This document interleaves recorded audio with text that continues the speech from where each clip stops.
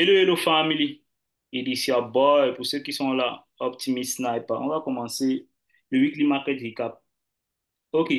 Déjà, il faut que vous sachiez que quand je prends l'habitude de faire le weekly market outlook avec vous chaque semaine, c'est pour vous mettre dans l'état d'esprit dans lequel je suis en travaillant dans le marché. Et ne pensez pas que le weekly market outlook que j'ai fait la semaine passée et par rapport à cette semaine, que c'est pas juste une continuité, c'est toujours une continuité. Ça veut dire que pour pouvoir comprendre facilement un weekly outlook de la semaine suivante, il faut que vous ayez participé au précédent weekly outlook pour savoir comment j'ai fait pour changer la vision de ce que j'étais en train de penser. Actuellement, dans le marché, clairement, on voit que nous sommes carrément à la troisième, nous sommes déjà pratiquement à la troisième semaine du mois. Vous voyez. Si on vient ici sur les graphiques du daily, l'ouverture du mois était quelque part ici avec la bougie ici. Voici le 30 avril, voici le 1er mai. Donc, l'ouverture du mois était quelque part ici. On a carrément ouvert comme ça avec un mois haussier. D'accord, carrément. Il n'y a rien que la petite baisse ici pour tester cette order bloc. Carrément ouvert comme ça avec un mois haussier. Nous sommes pratiquement à la troisième semaine et regardez clairement en daily time frame. C'est clair de voir que l'order flow est clairement baissier. Il est carrément en train d'être respecté. Ça, c'est un clair order flow bullish. Depuis le bas ici, il n'a violé il a violé aucun de son order flow depuis qu'il est en train de monter. Il est clairement allé chercher le 40-day high, ça veut dire le high de 40 jours, des 40 derniers jours. Il est allé chercher ça clairement, il a pris la liquidité. D'accord. Actuellement, ici, si vous avez, si vous avez eu à participer au weekly out la semaine passée, le prix était carrément ici. Nous étions vendredi. J'étais en train de prévoir la semaine que les premiers jours peuvent être baissiers, mais avec ce fort mouvement aussi, si vous voyez que le prix, les banques n'étaient même pas en train de vouloir laisser le prix retracer clairement, d'accord. Ils voulaient juste aller attaquer la liquidité qui se trouvait ici en haut. Actuellement, maintenant, ce qui se passe, c'est qu'en monthly time frame, on se trouve dans un bearish monthly level, vous voyez. C'est un niveau qui peut arrêter le prix. S'il vous plaît, ceux qui viennent d'arriver se mutent. Je vais muter. Je vais vous muter. Je vais muter. OK. Actuellement, si vous regardez Euro USD dans le monthly time frame, vous voyez, vous allez clairement, vous allez clairement voir que non, c'est dans le monthly, là je suis en weekly, je vais aller en monthly.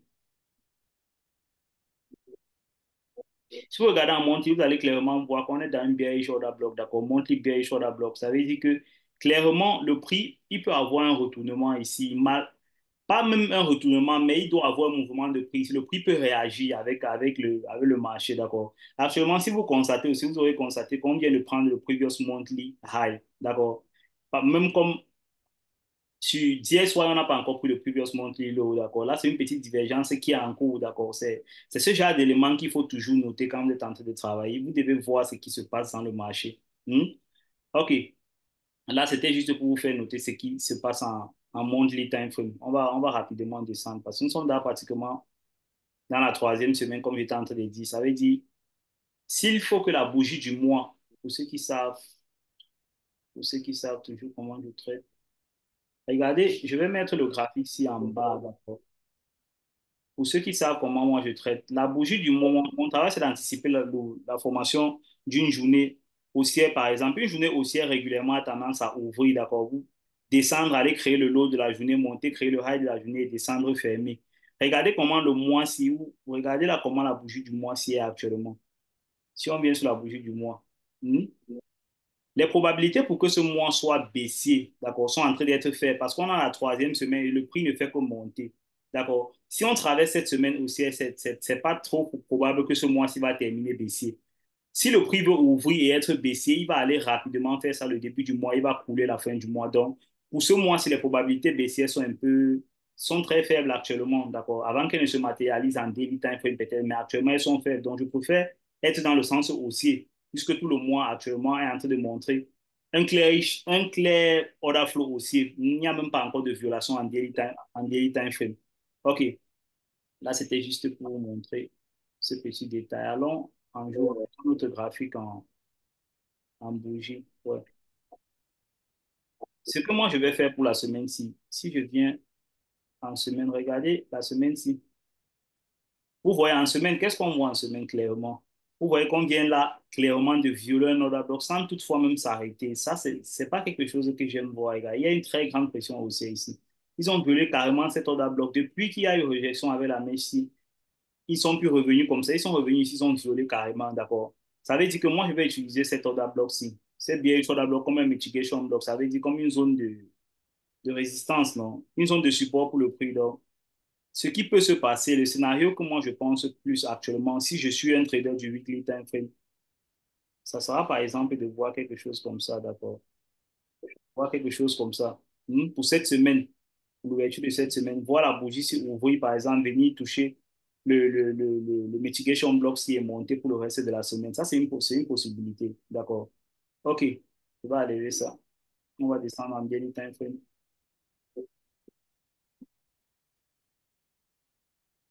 En daily time frame, maintenant, vous voyez clairement que l'order flow est bien baissé. Si vous regardez ici, vous allez voir qu'il y a un vide de liquidité. Il y a certains détails que je ne mets plus sur mon graphique, d'accord, parce que je ne veux pas encombrer mon graphique. Je mets régulièrement les zones les plus importantes, mais derrière ça, il y a beaucoup de zones que je surveille, d'accord.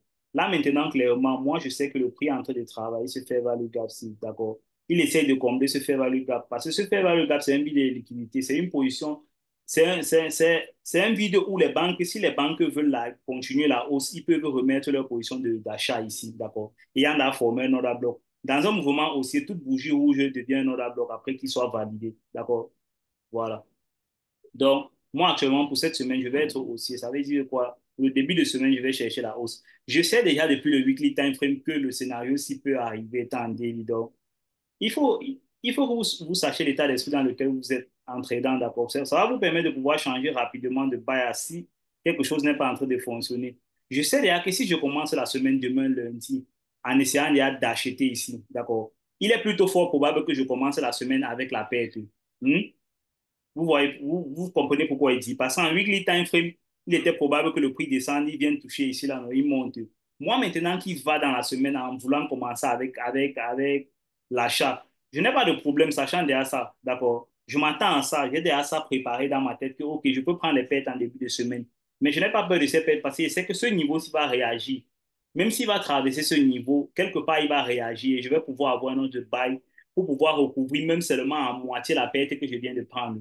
Je ne sais pas si vous essayez de comprendre un peu ce que je suis en train de dire. Parce que le prix va de zones de liquidité vers les zones de liquidité. Ça veut dire, si je veux prendre ça de façon basique, ça va de supports en résistance. Là, on a carrément violé un support, d'accord? On est arrivé sur une résistance. Hmm? Le prix peut revenir tester cette résistance qui a été cassée en hausse, non, vers le bas. Si vous prenez ça de façon basique, j'essaie de parler de façon basique parce que je ne veux pas juste trop parler de ma stratégie parce que ça va vous amener à croire que c'est un peu trop sophistiqué. Mais prenez ça de façon basique, comme je suis en train de vous dire là. Voilà. OK. Donc, pour cette semaine, qu'est-ce que moi je vais chercher? Les scénarios qui peuvent arriver, c'est le scénario. Il y a les scénarios aussi. D'accord? On peut voir le prix être en train de faire ça aller très haut une fois comme ça. Ou on peut voir le prix directement être en train d'aller haut. Il va haut ici, il descend ici et il monte. Pourquoi je dis ici? Regardez ça, il y a un round number ici, un monthly round number. Si vous regardez l'order flow ici, vous allez voir que depuis la baisse là, une fois qu'il y a eu SMS ici, quand je parle d'SMS, ça veut dire le prix a échoué de faire un nouveau high, mais il a cassé son ancien low, d'accord? Ça veut dire que la, pour ceux qui travaillent avec l'offre et la demande, par exemple, la zone c'est importante pour les vendeurs, d'accord? Que le prix arrive ici, c'est une zone très importante pour les vendeurs. Mais avant ça, on a cet order block-ci. Cet order block-ci a gardé une liquidité au préalable. Il y avait la liquidité ici, il y avait les buy stop liquidity ici. Ça veut dire la liquidité de tous ceux qui ont vendu le marché, ils ont placé leur stop loss ici. On vient de prendre ça, mais dans un order block. OK, pour cette semaine, certaines personnes qui traitent le daily time frame, quelqu'un qui traite le daily time frame, d'accord, qui a les objectifs de prix loin ici, par exemple un hedge fund, il pouvait prendre un ordre de vente carrément ici. Ça veut dire que la zone, si le prix peut se retourner ici, il commence à baisser jusqu'à viser ce bas-ci. D'accord? C'est un lot important, c'est un high important plutôt. Maintenant, voir ça, mais savoir déjà ça dans la tête, il faut aussi attendre que ça se matérialise. Si ça va se matérialiser cette semaine va vous donner les indices qui sont en train de vous montrer que c'est ce que le prix va faire. Il ne faut pas trop chercher à vouloir deviner ce que le prix va faire. Vous essayez juste de vous aligner avec ce que le prix est en train de faire actuellement. D'accord? Et vous restez sur ce qui est plus logique. C'est dans cette logique-là que vous allez aller. Ne cherchez pas trop à voir le scénario exact. Non. Pendant la semaine va vous dérouler ce qui est en train de se passer. Maintenant, ne ripostez pas par rapport à ça. Ce que j'ai fait carrément comme la semaine passée, vous voyez, sur mon indicateur, clairement, ça montrait que la semaine ne va plus être baissière, mais j'ai continué à vendre. J'ai vendu parce que j'avais aussi d'autres scénarios que je pensais, mais ces scénarios seront avérés faux. C'est simple, d'accord? Ok, donc pour cette semaine, clairement, je ne vais pas tirer le zoom. On va aller allons un peu sur DSY, on essaie de regarder sur DSY. Vous voyez clairement que si vous allez sur le DSY, vous regardez le lot aussi. Le high qui a été pris sur OUSI, voici son lot ici sur DSY, mais lui n'a pas encore été pris, d'accord? Donc ça, c'est aussi une divergence. Mais une divergence qui n'a pas encore été validée. Là, c'est juste un critère que vous, quand je suis en train de trader déjà, ça là, j'écris derrière ça quelque part, je garde ça en tête. La divergence, si, c'est un truc qu'il faut prêter attention à ça parce que ça peut vous donner la suite de ce qui est en train de se passer. Tant que le lot n'est pas encore pris, vous gardez ça en tête. Donc, je pouvais mettre un trait comme ça. OK, vous voyez clairement que ce qui se passait sur OUSI, c'est pareil ici. On a carrément une imbalance ici, d'accord? Vous voyez une imbalance ici. Donc, le prix peut être en train de combler ça pour descendre par la suite. Le random bas ici, là, le voici ici, 105. Donc, sur DSY, carrément, ce qu'on peut avoir comme scénario pour cette semaine, ça peut être ceci. Sans parler des scénarios haussiers, moi, quand je commence la semaine, je ne regarde pas encore les scénarios haussiers. J'ai ça en back-office, d'accord, mais je reste concentré sur les scénarios que je suis en train de vouloir voir s'implémenter sur le marché. OK. On peut avoir ça pour cette semaine. On peut voir comme ça le marché ici. D'accord. Il peut faire quelque chose comme ça. Ou carrément, il peut faire ça aussi. Ou carrément, il peut faire ce scénario. Il peut carrément descendre une fois, essayer de revenir toucher ici encore et descendre.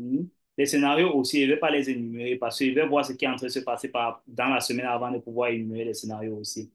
Donc, pour cette semaine encore, je répète, je serai baissier sur le DSOI, d'accord? Je vais essayer de voir les opportunités baissières pour le début de semaine, jusqu'à preuve de contraire, jusqu'à ce qu'il y ait quelque chose qui soit en train de se passer autrement.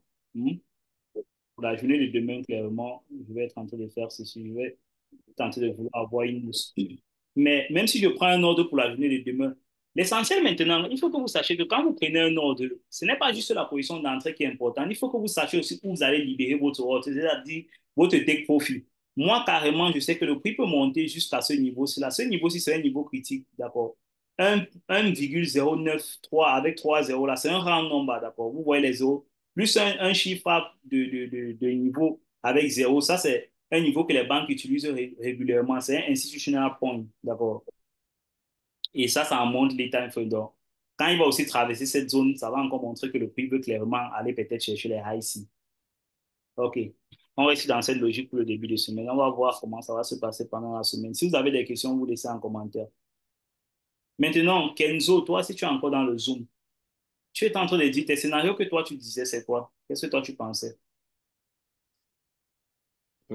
Moi, en H1 et en 15 et en 30 minutes, il y a un displacement. Donc, il y a un RTO là, il y a un displacement quand on descend un peu plus bas. Et il y a de l'imbalance. Voilà, là, Non, là, je suis ça se en voit 4. bien. Je suis pas je suis en 4. Il y a cet order Bon, bloc. même en... Cet order bloc-ci là, que si le prix, clairement, au fur et à mesure que vous descendez dans les lower time frame, d'accord, vous pouvez avoir plus d'informations. La zone, si les banques vont être baissières, ils ne vont pas automatiquement laisser le prix aller plus haut que ça, d'accord. Si le prix va déjà plus haut que ce bearish order block, d'accord, il est très fort probable que il arrive ici en haut. Donc, ça ne sert à rien d'être en train de vouloir trop repousser le prix s'il montre des scénarios qu'il veut aller chercher le previous weekly high.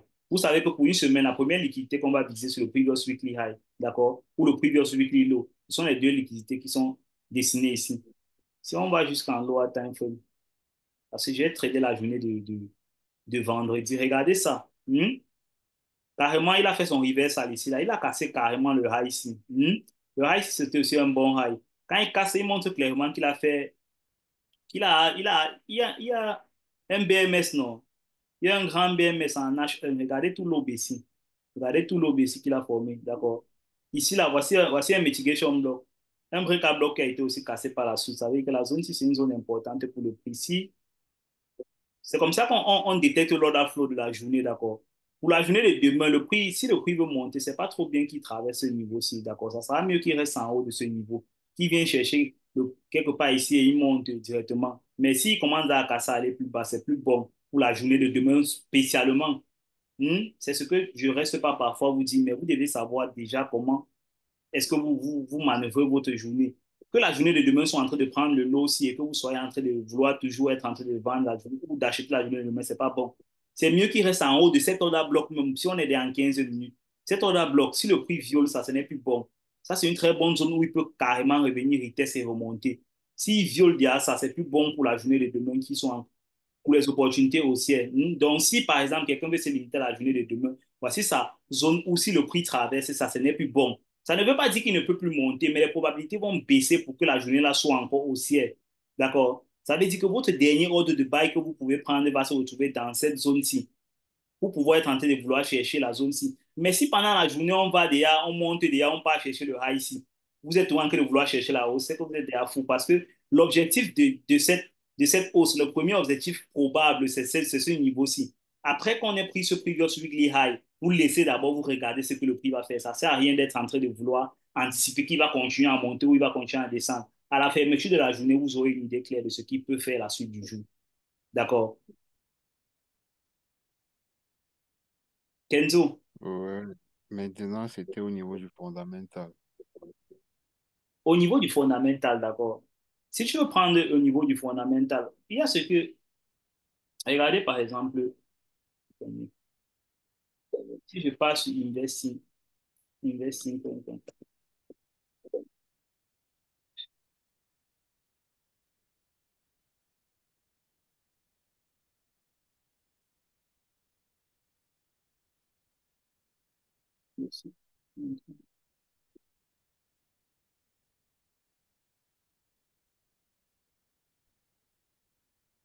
si ce n'est pas entré, si ce n'est pas entré d'être l'autre. Le premier actif corrélé, même que tu peux essayer de regarder les fondamentaux. Vous voyez, quand on parle du dollar, non, par exemple, Kenzo, le dollar, quel est l'actif qui peut être corrélé le plus facilement au dollar? Si tu veux avoir la tendance du dollar, quel actif? Euh, USD. Quel actif est corrélé? Ça veut dire quel actif peut influencer le dollar? Dans les fondamentales, par exemple, quel actif peut influencer le dollar? Quand tu parles de fondamental, on parle de la structure d'un pays, par exemple. Où est-ce que le pays peut baser sa richesse? D'accord? Par exemple, l'économie du dollar, pour que du dollar ne chute pas, qu'est-ce qui soutient la valeur du dollar, en fait? Ça peut être l'or, non? L'or que l'Amérique dispose, tu vois. Ça veut dire que le gold, c'est un actif fondamental du DSY. Si tu regardes la ce que le goal fait, par exemple, en daily, ça peut te montrer clairement ce que le DSY va être en train de faire. Et quand tu as la direction du DSY, tu sais ce que les autres paires de devises vont être en train de faire. Regarde clairement comment le DSY, le goal, lui, il est en train de monter clairement, d'accord? Il est en train de monter. Ça veut dire qu'il est en train de faciliter, lui, la baisse du dollar. Tu comprends un peu ce que je veux dire? Mais ça de manière fondamentale. Tu comprends un peu? Ouais. Hmm? Oui, j'ai compris. Ça, c'est une analyse intermédiaire. Donc, c'est une analyse comparée de certains fondamentaux dans chaque pays différent. Si tu pars, par exemple, le site que je suis en train de vouloir vous montrer, d'accord, il y a les bons de trésor aussi, il y a les études aussi certaines. Je ne peux pas juste vous prendre, je ne peux pas t'expliquer. La difficulté que j'ai actuellement, c'est que je ne peux pas commencer le cours sur ça là maintenant. Si j'essaie de t'expliquer n'importe comment, tu ne vas pas comprendre ça, d'accord. Il faut aller dès la base. Si je commence à te dire que le 30 year treasury bond, sur le 30 year, 10 year yield, d'accord, ce sont les thèmes que je retiens plus en anglais. Il faut que j'essaie un peu de me concentrer. Je fais une formation, un cours bien sur ça en français, d'accord, pour venir essayer de te dispenser ça. Et ça ne va pas être dans un weekly outlook.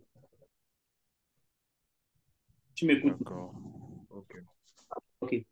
Quelqu'un a des questions? On sait qu'on va se disperser terriblement par rapport à ce qu'on est venu faire aujourd'hui. Je t'ai donné juste une façon simple de pouvoir voir même tes facteurs fondamentaux. D'accord. Maintenant, si tu veux regarder les facteurs fondamentaux, comment ça s'implémente dans la semaine, tu vas peut-être sur Forest Factory.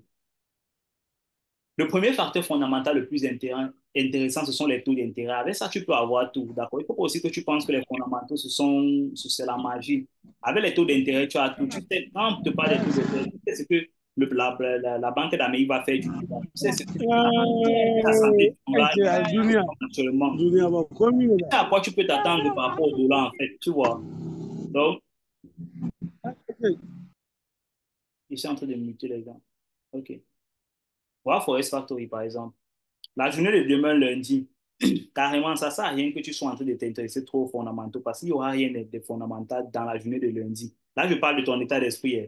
Maintenant, quand tu fais une étude sur le graphique sur toute la semaine, tu as regardé toutes les news de la semaine. Quand tu vois les news commencent par exemple à mardi, comme ça, on commence avec le 4, ouais. Mardi, il n'y a aucune news pour le DSY, d'accord. NZD ici mercredi, USD, FOMC mercredi. Ça veut dire que la semaine, tu peux débuter avec les mouvements un peu lents, non, d'accord? Et en milieu de semaine, vers mercredi, avec la liquidité, l'injection de liquidité. Si par exemple le marché est incertain de lundi à mardi, ça va dire que tu vas penser que les banques vont utiliser les fondamentaux, peut-être le FOMC de mercredi pour pouvoir distribuer le prix. Après ça, tu pourras clairement avoir une vision de ce que le marché va faire pour le reste de la semaine. D'accord? Il faut aussi que tu restes dans la mystique, que tu penses que c'est juste les facteurs fondamentaux qui vont te faire débloquer ce que tu ne vas pas voir. Derrière les facteurs fondamentaux, là, c'est très simple. Tu regardes juste quelques éléments pour ne pas t'embrouiller. Parce que plus tu vas compliquer ton analyse, plus ça sera un peu difficile pour toi.